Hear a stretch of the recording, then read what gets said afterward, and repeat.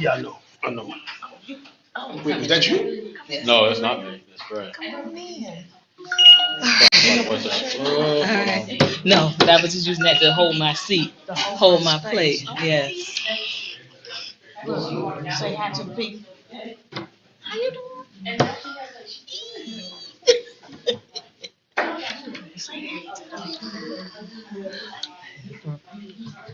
I am all booby on that thing. Mm-hmm. Amen. You need to borrow. The stand? Yeah. Oh, for the phone? Oh, I'm not gonna be filming from here. Mm-mm. No, I'm about to put this on silent. Well, this, I said, ooh, I better switch phones. Put it on this one, not on this, because the people call me. Exactly.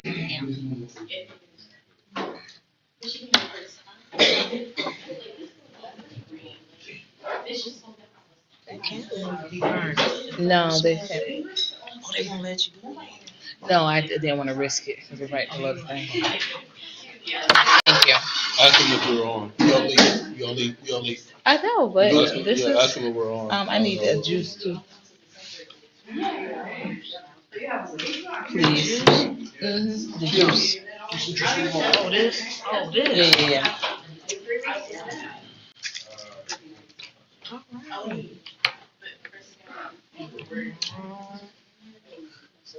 Dre, we on? No problem.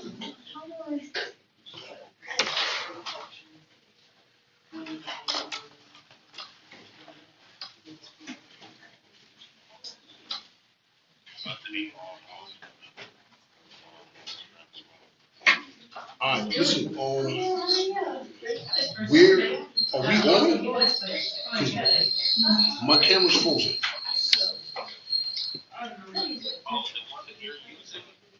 Palmettos, yeah. Oh, thank you. Yeah, it is.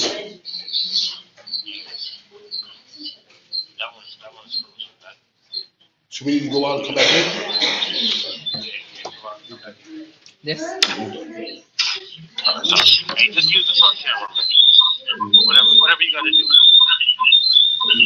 Nah, use the back because I can't see. How y'all doing about the show? This is how we do it. You wanna come? Amen. Wanna play? It And I hit says the main flat. one. Just put flat. Just put it flat. No, What are we ready? What are we doing? what is this? What is this? That's what she is. She's those are hers. So Yes. What is this? I don't know. That's tea. It came like Matcha. it came like a He keeps plate. on Oh, freezing okay. up. Oh, you don't want. No, Okay, you cool. can have it. I just, it's standing up. Like, Right. He keeps on freezing up. it keeps freezing up. Look here. Back and front. Yeah, every time I go on there, because I'm using the main one, right? Yeah. Mm. Yeah, every time I go on there, it's freezing up.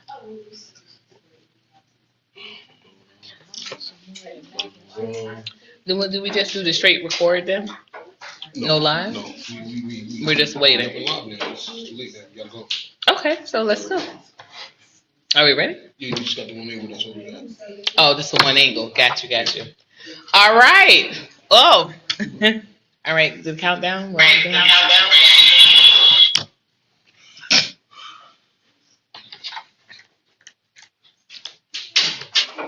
Babe, is there a fork? This is spoon.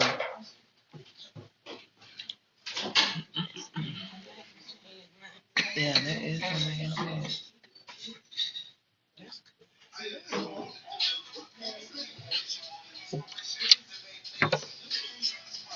You gotta turn it. Yeah.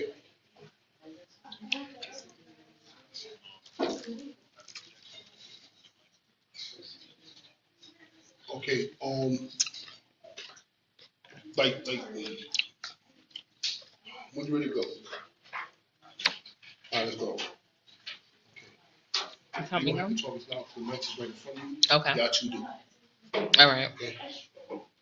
We didn't bring the other mics, or there's not gonna hook up. Oh, they're not working. Okay. No light, no camera, no action. Are we turning on the light? No. No. You good. Okay. The lighting is good. You good. All right. Countdown. 5, 4. Welcome, welcome. And if you are tuning in to Too Raw for TV, you already know we are live today.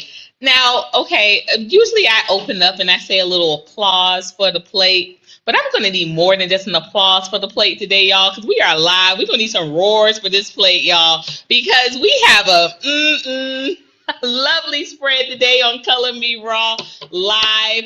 We have some delicious, just right Gouda mac and cheese from Josh, okay? I did, of course, the stewed chicken because you know how I do, and of course the kale salad. And honey, I need a honey butter cornbread piece. I didn't get no honey butter cornbread. Hey, so we're gonna make sure we get that on the plate. But not only is it a special date today because of the plate and because we're going live, but we are being joined by a full panel. You guys liked so much when we did the couples panel last last week. So you're going to enjoy immensely this live today with this special dynamic panel today. I am, of course, your host of Color Me Raw. I am Courtney Omega Doss. And to my right, he needs no introduction, but we're going to go ahead and let him do it anyway. Well, if you hear my voice, then you're part of the revolution. It's Palmetto Star, the Ratchet Revolutionary and host of Too Raw for TV. Here joining with this awesome discussion about reparations, much needed. Thank you so much. On a day like today, right? Absolutely. And to my lovely left, I'm being joined by a special activist, I think a collaborator, right? A contributor, and dare I say it, a co-conspirator. Hi, my name is Jacqueline Austin. I'm here to represent Athens Anti-Discrimination Movement. I hope you can join us on tomorrow. We have an event. Bring a case of water, and yes, bring reparations. All right, now without any further ado, we are getting into the topic of today. I'm going to start with reparations. What is it? All right. So from my personal definitions, reparations are the debt owed to the founding members of this society that were brought here and made to work forced labor, the ones that were already indigenous to this land, because we're going to start putting real faces to these claims. This is not about what academically about thought and prose. This is truth in the matter. We are living on the backs and the blood of people that were forced to commit this labor to build up this very country that this infrastructure was started on. So reparations are the debt owed. And absolutely, it's by time we started having these conversations in these spaces, in these places, with all types of faces in regards to the distribution, the award, and the allotment being here and now. So personally, that is my belief. But not only personally is that my belief, academics as well as research would tell you that this is it has been far too long that we have not had this particular event happen to change the course of this country. Mm-hmm. Absolutely. And you know, when you talk about reparations, that's why I love P4R, because there's definitely a route that reparations can be delved in. You know, you're talking about food, shelter, and clothing. You know, and it's a shame that the ancestors of those that did tillage in this country, you know, they built this country, are still seeking for the basic shelter, food, clothing, and shelter. They're still seeking these basic necessities for that. So, you know, when you talk about plantations for reparations, plantations should be the first front line what is owed, because that's still, people are still making this, enslavers are still making money off the plantations that slaves built. That never stopped. Absolutely insane. Never stopped. And even with people like to say, well, you know, at the war, the Confederacy and the Union took over a lot of these plantations, and they continued the business. And actually, as Brother Palmetto and I have had many discussions about this as well, publicly and privately, y'all, because this is how we talk. This is we don't have it on the front and then we don't talk about it on the back end, but we've had many conversations about this. This is actually where rent was born from. Mm-hmm. Rent was born on the back side of slavery no longer being legal. So this is why when we talk about, and that's why this is a great alley-oop to Jackie, all right? When we talk about why are Black people 3 times as likely to be evicted, why do they pay 3 times as more, as much as 3 times as more for rent and for housing?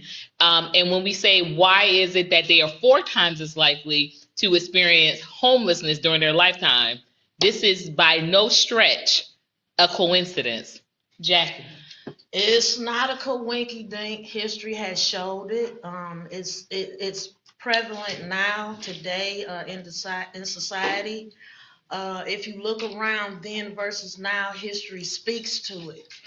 If you look at policies that are made right now, if we don't get involved in those decisions that are being made, then we fall to the wayside.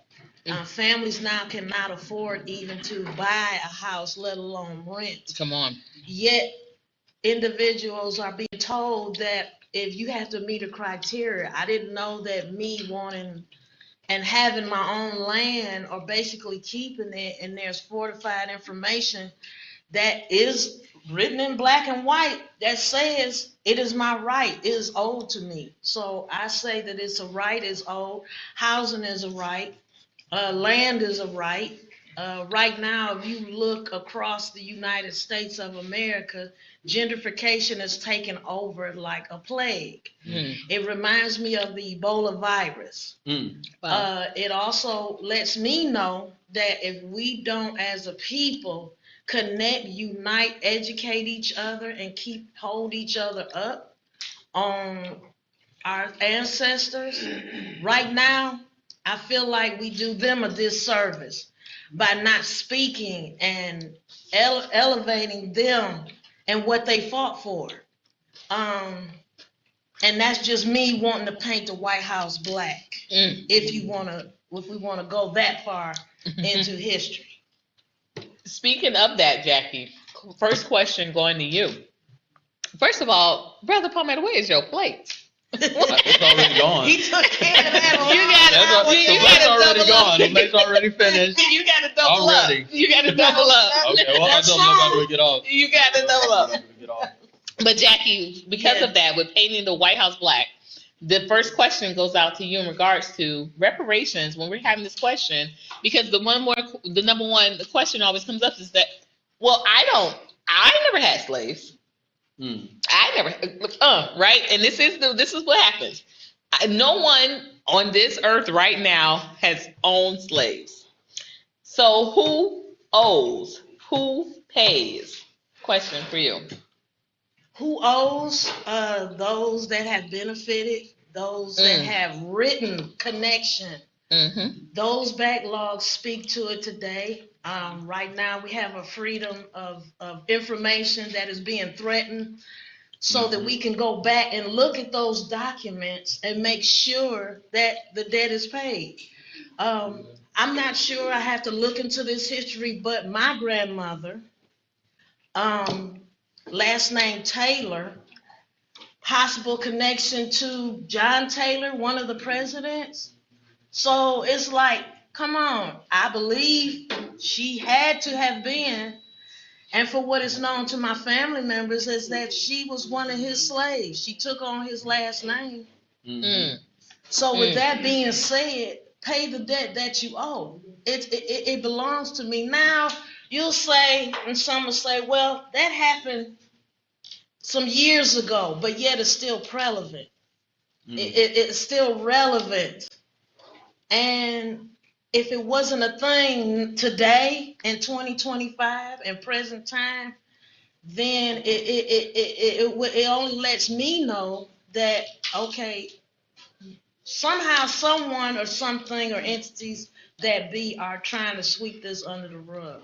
And if we have to be the ones to keep that information open and keep it and teach, reach and teach one, reach one, teach one, reach one, teach one. That's how we get it done and taken care of. The place right there. So Well, Jackie, let me say this because you're saying some really good things, and what you said prevalent, it's prevalent and relevant. You know what I'm saying? At the same time, and there's so much gaslighting that's happened when you talk about slavery. Oh, I didn't own slaves, and so much like there's no responsibility taken. Somebody owns slaves somewhere, sometime. They're all gone, and nothing we can do about it.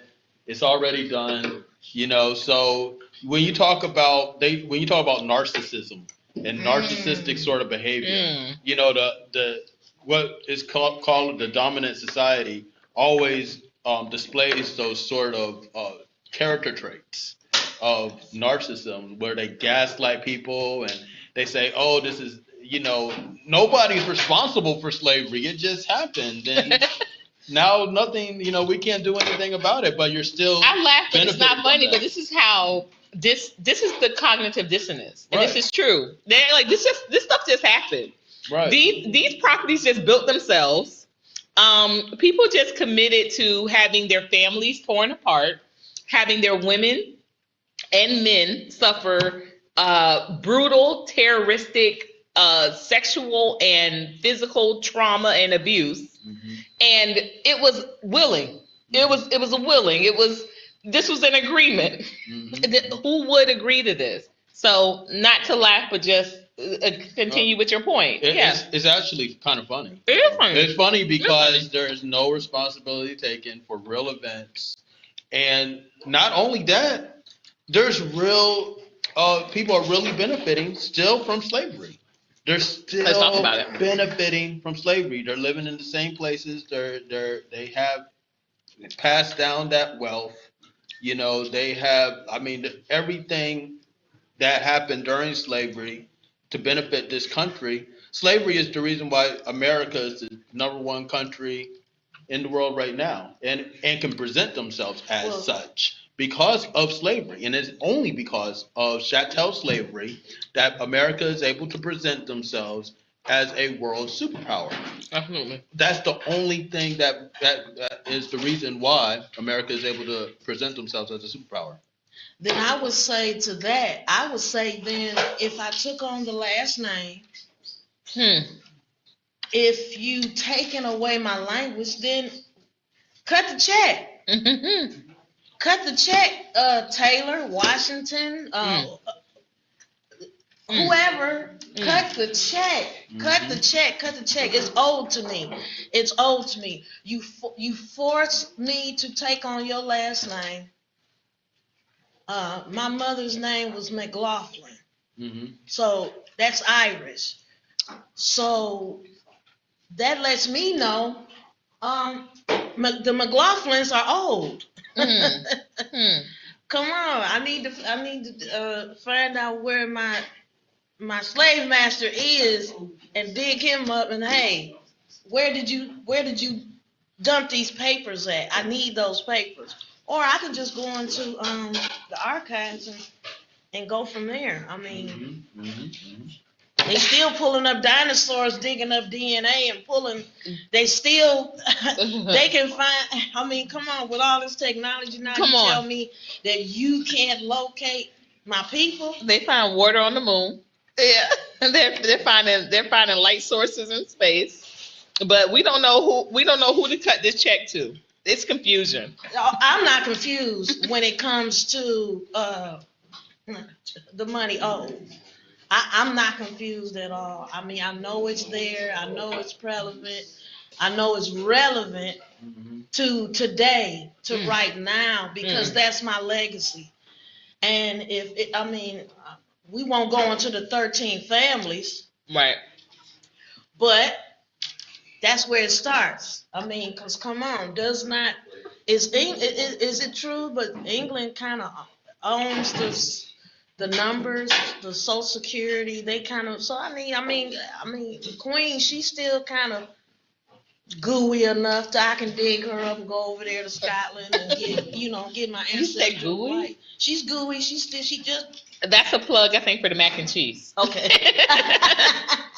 So speaking of that, if there are members of this gathering today that I definitely wanted to recognize, and these contributions from the potluck for the gathering came from members of the Rainbow Coalition bunch. Josh, who is one of them, and to find out how to become a member, you can go to coloredonly.cafe as well as P4R.today, because that P4R.today stands for Plantations for Reparations Today, not tomorrow, not next week, not next month, not next year, not next quarter, today. Speaking of this conversation today, because we're on it and we're talking about who owes, where is this money going to come from? Where does it come from?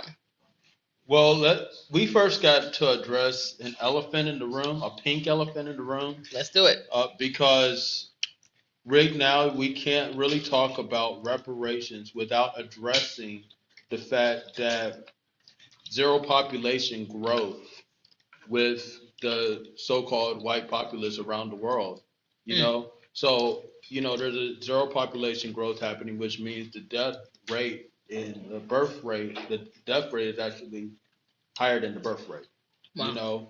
So at some point we're going to be paying our own selves reparations if we just keep on continuing in the same vein. But we have to discuss what that really means. What does zero population growth means to a brown and black world? Because honestly, the only reason why we do not live in a free society is because people want to hold on to this thing that they call white.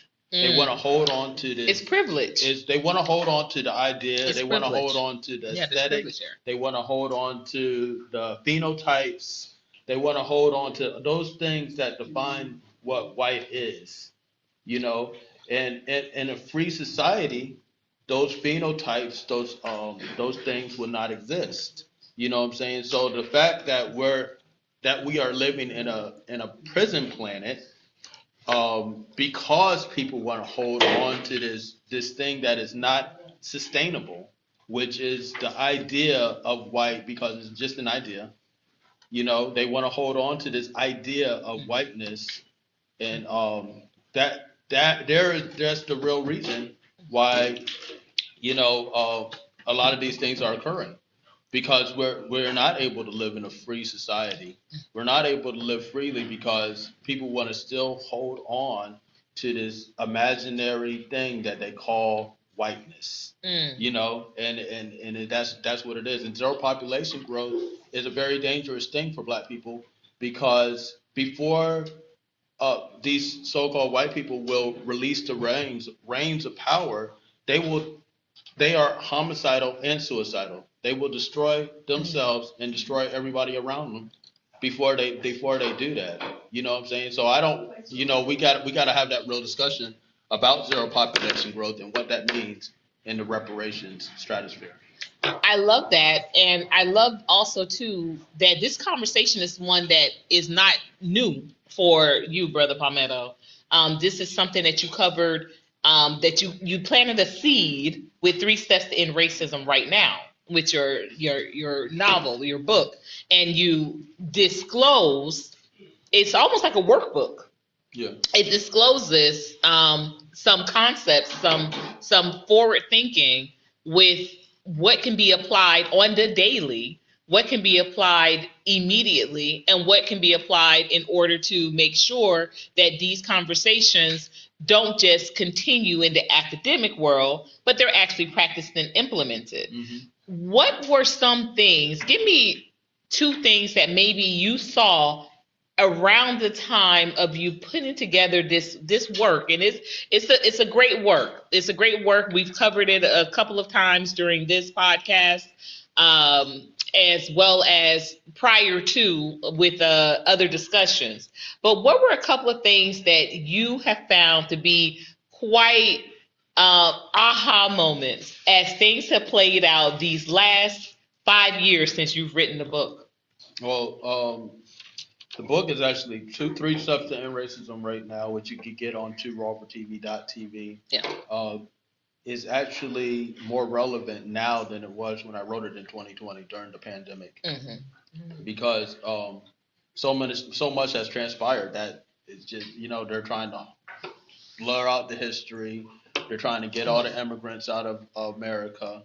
Come on. So these things that that we talk about extensively in We the do. book. Yeah. Now you see coming to happen. Now you see in fruition. Now you see happening in real time. Yeah. And and this we're going down a very, very slippery slope rapidly. Right. And that's why we have to have a real conversation, and it's uncomfortable conversation to a lot of people, because It is. they want to hold on to this idea. They want their children to have blonde hair. They want their children to have these same attributes. They want their children to have. They don't want their children to be known as a minority. Because there's privilege that comes along with that. Right. There's privilege, right? Right. So they don't want to be a minority class. They don't want that to happen. So, but we have to have this real conversation. Most Black people don't know what zero population growth is. Honestly, they don't know what zero population growth is. They are the only time they see so-called white people is when they look at the movies or on TV. So they think things are just happening in the same way. It's not. And Black people don't have that same problem or issue that the other people have. Is we have a flourishing population. We're trying to, she's going to get pregnant. They're trying to avoid pregnancy, as a part of our society, while the other part of the society is trying to get pregnant. You know what I'm saying? In Italy, you had months and months where there were no people being born of Italian descent. You know what I'm saying? So, I mean, this is a worldwide discussion, and it's a very dangerous discussion because Black people don't know that before anybody lets the reins of power go to any brown or Black person, they will destroy everything. They will nuke everything. You've had Benjamin Netanyahu just saying recently that, we have nukes that could reach Mar-a-Lago. So I mean, these are discussions that we need to have in real time. Because if it doesn't happen in real time, the results will be catastrophic. Speaking of, and the reason why I want to make space for these conversations is because when we talk about reparations and the responsibility that this generation is placed upon, I can't go without mentioning or recognizing that we are pretty much we're Generation X's, all in the same, there's no, and you all, this was not by design, I promise you. I reached far, I reached wide. I, tried to make sure that we had a panel that was well represented throughout the generations. However, it was who you see on this panel, they were the ones that took up the call. And even with Sister Abiodun, who, y'all, we got something very special coming up with her. She was unable to make it today, but it is coming up. Even her, same age group. This goes without saying, I believe, that the responsibility is going to fall on this generation, our generation, Generation X, with bringing this into fruition. What do you think about that, Jackie? Why is that so? Why is this Generation X's responsibility? That's so crazy. It's our responsibility because the ancestors made it so. They made the blueprint, it's there, and I just feel disingenuous not to mention that it's on our backs to push the next generation into what it is that we know right now.